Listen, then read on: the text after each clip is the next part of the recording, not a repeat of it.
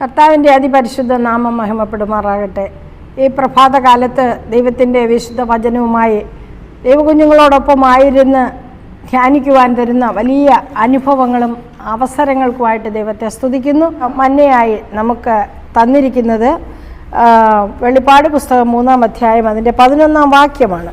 വെളിപ്പാട് പുസ്തകം 3-ാം അധ്യായം അതിൻ്റെ 11-ാം വാക്യത്തിൽ ഇപ്രകാരം പറയുന്നു: നിന്റെ കിരീടം ആരും എടുക്കാതിരിപ്പാൻ തക്കവണ്ണം നിനക്കുള്ളത് പിടിച്ചുകൊള്ളുക.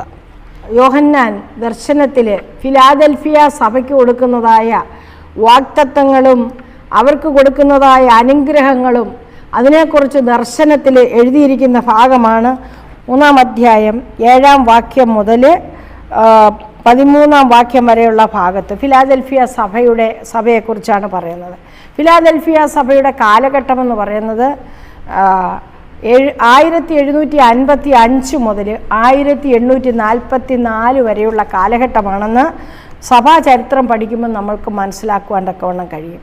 കർത്താവായ യേശു ക്രിസ്തു മത്തായിയുടെ സുവിശേഷം 24-ാം അധ്യായത്തിൽ കർത്താവിൻ്റെ വരവിൻ്റെ ലക്ഷണങ്ങളെക്കുറിച്ച് ശിഷ്യന്മാരെ ബോധിപ്പിക്കുന്നത് വളരെ വ്യക്തമായിട്ട് പഠിക്കുന്നുണ്ട്.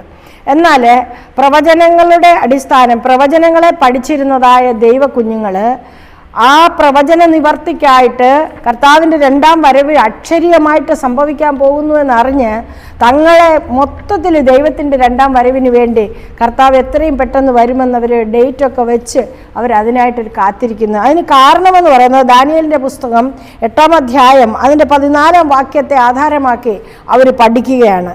അത് ഇപ്രകാരം പറയുന്നു: 2300 സന്ധ്യ ഉഷസ്സും തികയുവോളം തന്നെ പിന്നെ വിശുദ്ധ മന്ദിരം യഥാസ്ഥാനപ്പെടുത്തും. അപ്പം ഈ വിശുദ്ധ മന്ദിരം യഥാസ്ഥാനപ്പെടുന്നതിനെക്കുറിച്ചൊക്കെ അവർ പ്രവചനങ്ങൾ പഠിച്ചപ്പോൾ അക്ഷരികമായിട്ട് അവരൊരു ഇയറിൽ കർത്താവ് വരുമെന്ന് വിശ്വസിച്ച് അതിനായിട്ട് കാത്തിരിക്കുന്നതാണ് 1844.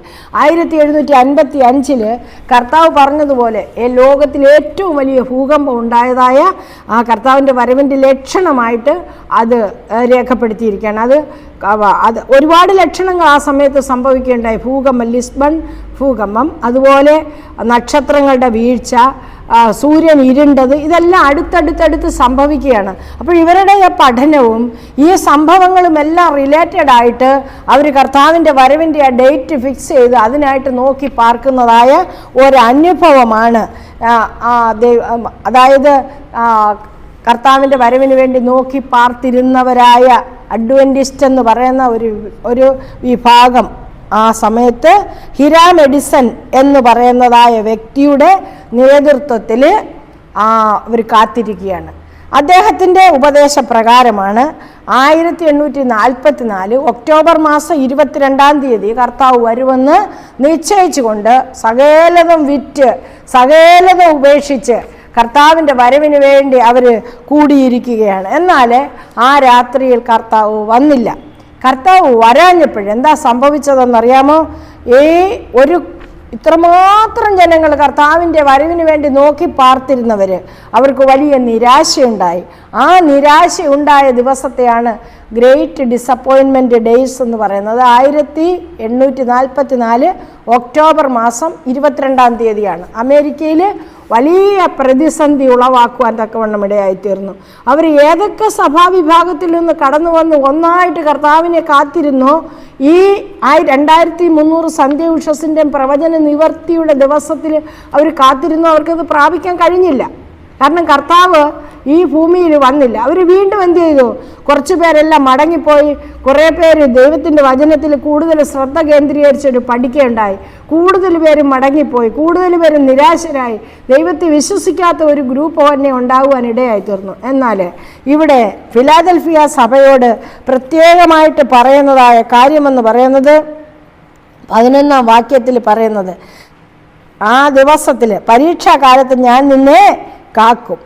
പരീക്ഷാകാലത്ത് ഞാൻ നിന്നെ കാക്കും. അവർക്കൊരു വലിയ പരീക്ഷയായിരുന്നത്. അനേകം പേരുടെ നിന്നാപാത്രമായി തീരുന്ന ഒരു പരീക്ഷാകാലമായിരുന്നു ആ കാലങ്ങൾ. എന്നാൽ അവരെന്ത് ചെയ്തു? ആ പ്രവചനങ്ങളെ വീണ്ടും അത് പഠിക്കുകയുണ്ടായി. അത് ദൈവത്തിൻ്റെ ആലോചന പ്രകാരം ഒരു ദിവസം, ഒരു വർഷമെന്നുള്ളതായ ആ തലത്തിൽ കർത്താവിൻ്റെ സന്നിധിയിൽ സംവത്സരത്തിൻ്റെ തത്വം വെച്ച് അവർ ആ പ്രവചനത്തെ വീണ്ടും പഠിക്കുകയുണ്ടായി. അപ്പോഴവർക്കൊരു കാര്യം ബോധ്യപ്പെട്ടു. കർത്താവായ യേശുക്രിസ്തു തൻ്റെ വേലയുടെ മുഖത്ത് രണ്ടാം ഫേസിലേക്ക്, അതായത് കർത്താവായ യേശുക്രിസ്തു ഭൂമിയിലല്ല ശുശ്രൂഷ ചെയ്യുന്ന മഹാപുരോഹിതനായിട്ട് സ്വർഗീയ കൂടാരത്തിൽ വേലയ്ക്ക് വേണ്ടി കയറുന്നത് ഇദ്ദേഹം ദർശനത്തിൽ കാണുകയുണ്ടായി. അത് മറ്റുള്ളവർക്ക് പകരുകയും അവരെ ധൈര്യപ്പെടുത്തുകയും അവർ ഒരു വീണ്ടെടുപ്പിൻ്റെ മക്കളായിട്ട് ഒരുമനപ്പെട്ട് അവരുടെ വേല കണ്ടിന്യൂ ചെയ്യുകയും ചെയ്യുകയുണ്ടായി. ഇന്ന് നാം ഇത് പഠിക്കുമ്പോൾ അവർ വളരെ വിശ്വസ്തരായ കർത്താവിൻ്റെ വരവിന് വേണ്ടി നോക്കി പാർത്തിരുന്ന മക്കളാണ് എന്ന് മനസ്സിലാക്കുവാൻ തക്കവണ്ണം കഴിയും. അതുകൊണ്ട് ആ ഒരു വാഗ്ദത്തം നമുക്കും ഈ നാളുകളിൽ നൽകി തന്നിരിക്കുകയാണ്. കാരണം വിശ്വസ്തന്മാർക്കാണ് കിരീടം ദൈവം കൊടുക്കുവാൻ പോകുന്നത്. ഇവിടെ വെളിപ്പാട് പുസ്തകം 3-ാം അധ്യായത്തിൽ 11-ാം വാക്യത്തിൽ പറയുന്നത്, ഞാൻ വേഗം വരും, നിന്റെ കിരീടം ആരും എടുക്കാതിരിപ്പാൻ തക്കവണ്ണം നിനക്കുള്ളത് പിടിച്ചുകൊള്ളുക. നമുക്ക് തന്നിരിക്കുന്നതായ വാഗ്ദത്തം മുറുകെ പിടിച്ചുകൊണ്ട് അവിടുത്തെ ആലോചനയിൽ നമ്മൾ നിലനിൽക്കുമ്പം നമ്മൾക്ക് അനേകം വാഗ്ദത്തങ്ങളാണ് 12-ാം വാക്യത്തിലൂടെ ജയിക്കുന്നവർക്ക് ഫിലാദൽഫിയ സഭയിലൂടെ നമുക്ക് നൽകി തരുന്നത്. പ്രിയപ്പെട്ട ദൈവമക്കളെ, ഫിലാദൽഫിയ സഭയും സ്മിർന സഭയും മാത്രമേ 7 സഭകളുടെ കൂട്ടത്തിൽ ഒരു കുറ്റവും പറയാത്തതായിട്ട് നമുക്ക് കാണാൻ കഴിയുള്ളൂ. നമ്മെ നോക്കുമ്പോഴും കർത്താവ് നമ്മുടെ പ്രവൃത്തി പൂർണ്ണതയുള്ളതായി കാണുവാൻ ആഗ്രഹിക്കുകയാണ്. അതിന് വേണ്ടത് കർത്താവിനെ പിൻപറ്റുവാൻ തക്കവണ്ണം പൂർണ്ണ ജാഗ്രതയുള്ളവരായി. ഈ നാളുകളിൽ കർത്താവ് നമ്മളിൽ കൂടെ ആഗ്രഹിക്കുന്നത് ജാഗ്രതയോടെ പ്രാർത്ഥനയിൽ ഉറ്റിരിക്കുന്ന ദൈവ പൈതലിന് വിശ്വാസത്തിൽ ഉറപ്പ് പ്രാപിച്ച് കഷ്ടകാലത്ത് ഇളകാതെ നിൽക്കുവാൻ സാധിക്കും എന്ന് അവർ ആ അഡ്വൻ്റ് മൂവ്മെൻറ്റിലായിരുന്നതായ ഹിരാമെഡിസിനെ പോലെ ഫെയ്ത്ത്ഫുൾ ആയിട്ട് ഇരിക്കുന്നതായ ദൈവ മക്കളെ പോലെ സാക്ഷ്യം വഹിക്കുവാൻ നമുക്കും ഈ നാളുകളിൽ അവസരം ഒരുക്കിയിരിക്കുകയാണ്. നമ്മളുടെ നടപ്പും നമ്മളുടെ പ്രവൃത്തികളും എല്ലാം ദൂരത്തു നിന്ന് അറിയുന്ന കർത്താവിൻ്റെ സന്നിധിയിൽ നമുക്ക് ലഭിച്ചിരിക്കുന്ന ഉപദേശങ്ങൾ മുറുകെ പിടിച്ചുകൊണ്ട് നമ്മുടെ കിരീടം ആർക്കും എടുക്കുവാൻ കഴിയാത്ത വിധം നമ്മൾ കർത്താവിൻ്റെ സന്നിധിയിൽ വിശ്വസ്തതയുള്ളവരായി തീരുവാൻ ഈ വചനങ്ങൾ നമ്മളെ സഹായിക്കട്ടെ. കർത്താവ് വേഗം വരുന്നു. അതുകൊണ്ട് യോഹന്നാൻ കാണുകയാണ് കർത്താവ് വേഗം വരുന്നത് തൻ്റെ ദർശനത്തിൽ. അതുകൊണ്ടാണ് യോഹന്നാൻ അപ്പോസ്തലൻ പ്രാർത്ഥിച്ചത്, ആമേൻ കർത്താവേ വേഗം വരണമേ. ഒരു വിശ്വസ്ത സാക്ഷിക്ക് മാത്രമേ അപ്രകാരം പ്രാർത്ഥിക്കുവാൻ കഴിയുകയുള്ളൂ.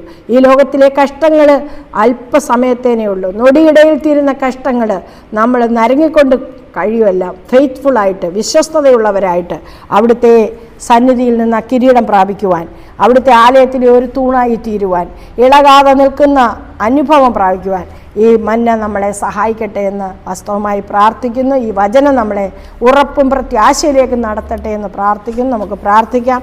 കരുണയുള്ള ദൈവമേ, അടിയങ്ങളായിരിക്കുന്ന കാലഘട്ടം വളരെ വിചിത്രമായ ഒരു കാലഘട്ടമാണ്. എന്നാൽ ഈ ദൈവത്തിൻ്റെ കുഞ്ഞുങ്ങൾ ഇപ്രകാരമുള്ള കാലഘട്ടത്തിലൂടെ കടന്നു പോയ അനുഭവങ്ങൾ ദൈവത്തിൻ്റെ വചനത്തിലൂടെ അടിയങ്ങൾ വായിക്കുമ്പോൾ അടിയങ്ങളുടെ പ്രത്യാശയ്ക്ക് ഭംഗം വരാതെ ഇരിപ്പാൻ, അവിടുത്തെ സന്നിധിയിൽ വിശ്വസ്ത സാക്ഷികളായി നിൽക്കുവാൻ അടിയങ്ങൾക്ക് തന്നിരിക്കുന്ന വചനത്തിനായി സ്തോത്രം ചെയ്യുന്നു.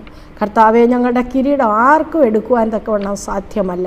ഞങ്ങൾ വിശ്വസ്തരായിരുന്നാൽ ഞങ്ങളുടെ കിരീടം ഞങ്ങൾക്ക് ലഭിക്കും, ഞങ്ങളെ ആലയത്തിൻ്റെ തൂണാക്കി തീർക്കും എന്നെല്ലാം അവിടുന്ന് വാഗ്ദത്തം തരുന്നത് കൊണ്ട് ആ വാഗ്ദത്തം പ്രാപിപ്പാൻ അടിയങ്ങളെ യോഗ്യരാക്കി തീർക്കണമേ എന്ന് പ്രാർത്ഥിക്കുന്നു. കഷ്ടങ്ങളുടെ നാളുകളും പ്രതികൂലങ്ങളുടെ നാളുകളിലും സഹിഷ്ണുതയുള്ളവരായിരിക്കാൻ അടിയങ്ങൾക്ക് കൃപ തരണമേ. അവിടുന്ന് ഞങ്ങൾക്ക് വേണ്ടി ഗതസമനയിൽ ആ തകർക്കപ്പെട്ട അനുഭവത്തിൻ്റെ ആ സഹിഷ്ണുതയുടെ പാഠങ്ങൾ അടിയങ്ങൾക്ക് വേണ്ടി സഹിച്ച പങ്കപ്പാടുകളും ധ്യാനിച്ചുകൊണ്ട് ഞങ്ങളുടെ കഷ്ടങ്ങളുടെ മുഖത്ത് പതറിപ്പോകാതിരിക്കാൻ ഞങ്ങളെ ബലപ്പെടുത്തണമേ. കൃപയിൽ പൊതിഞ്ഞുകൊള്ളണമേ. പരിശുദ്ധാത്മാവിനാൽ നിറയ്ക്കണമേ. മാനവും മഹത്വം എടുക്കണം. യേശുവിൻ്റെ പൊന്നുനാമത്തിൽ തന്നെ. ആമേൻ.